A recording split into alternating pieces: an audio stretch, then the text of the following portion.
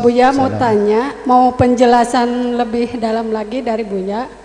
Gini Buya, kemarin itu 2 minggu yang lalu gitu, saya ikut kajian, tapi dia nggak mau disebut ustadz sih, tentang apa itu teh penjelasan Al-Quran gitu. Pas mau terakhir mau selesai, dia bilang gini, bahwa surga itu tidak mutlak untuk orang Islam katanya. Apa itu? Bahwa surga itu tidak mutlak untuk orang Islam gitu. Terus? Jadi agama yang lain juga ada orang-orang yang beriman. Baik. Dan mereka juga berhak untuk masuk surga.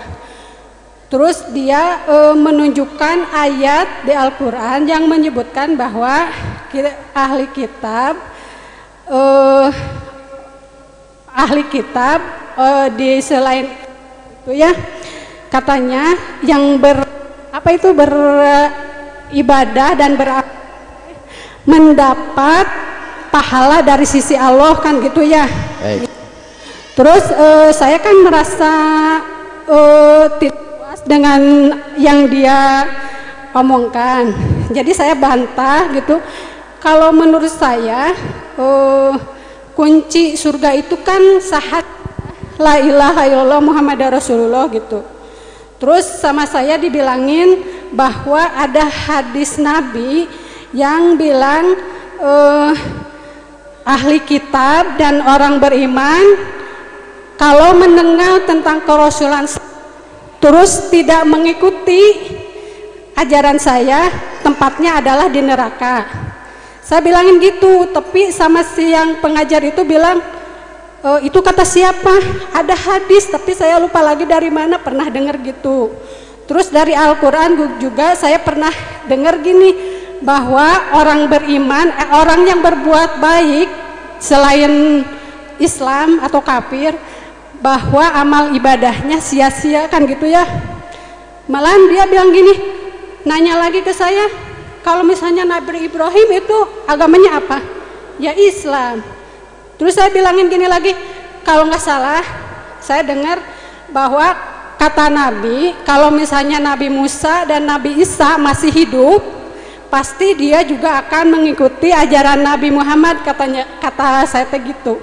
Dia teh malah gimana, kata siapa gitu, gimana Buya, saya ini merasa teman-teman soalnya kayak takut apa itu akidah yang saya dapat, takut kis atau terpengaruh gitu. Tolong dijelasin kembali. Baik, yang pertama. Makasih. Sama-sama. Yang pertama, dia tidak boleh jadi ustadz lagi, usir dari majelis Anda. Siapapun dia. Dia ngajari iman yang salah mau jadi ustadz. Nggak boleh lagi, jangan hadirkan di majelis lagi. Jangan mendengar ceramahnya dia. Oh, ini bahaya sekali. Orang di luar Islam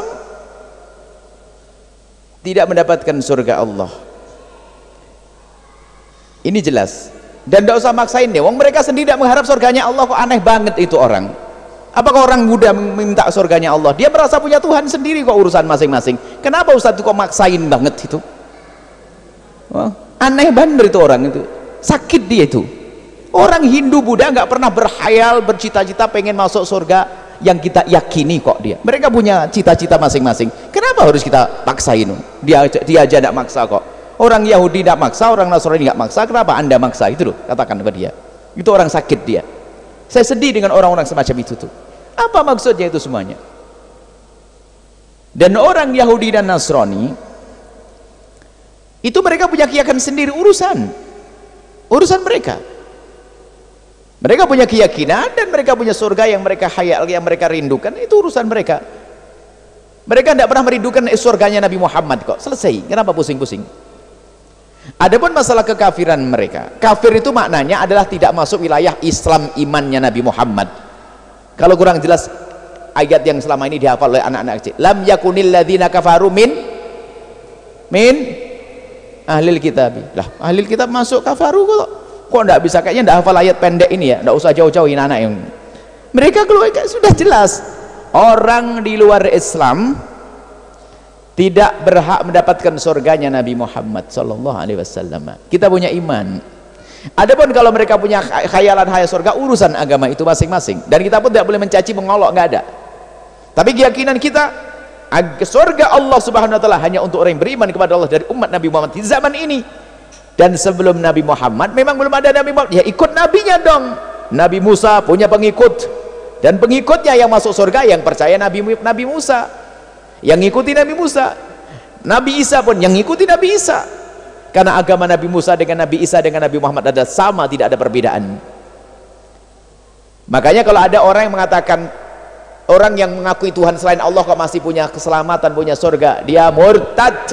Tidak usah diragukan kali ini, murtad. Awas, hati-hati, ini yang dibahas ini, murtad.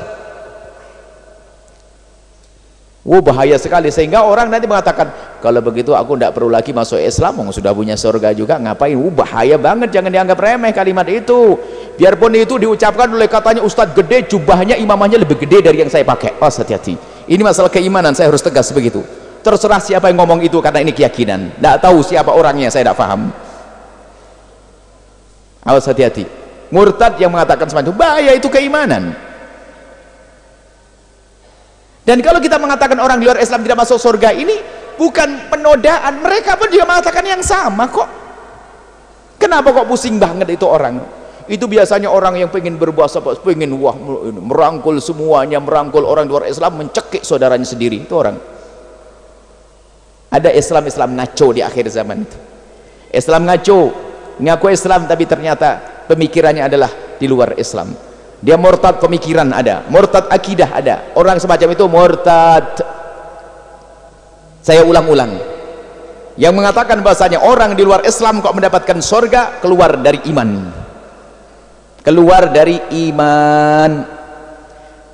Adapun kebaikan orang yang tidak Islam, apakah ada balasannya? Jawabannya adalah ada balasannya, tapi di dunia bukan di akhirat. Di dunia bukan di akhirat. Dermawannya orang kafir Allah akan balas, diberi rizki dan seterusnya, tapi di dunia nggak ada balasan. Di akhirat kebaikan nggak ada, karena kuncinya seperti yang Anda sampaikan, harus menjadi ahli la ilaha illallah. Ada tetangga yang non muslim tapi kok baik, Allah balas dia. Balasannya apa? Kita pun harus berbuat baik dengan dia kok. Dia akan dilapangkan rezekinya, anaknya dijaga, tidak sakit, ada balasannya di dunia. Allah maha kasih, Allah nggak akan zalim.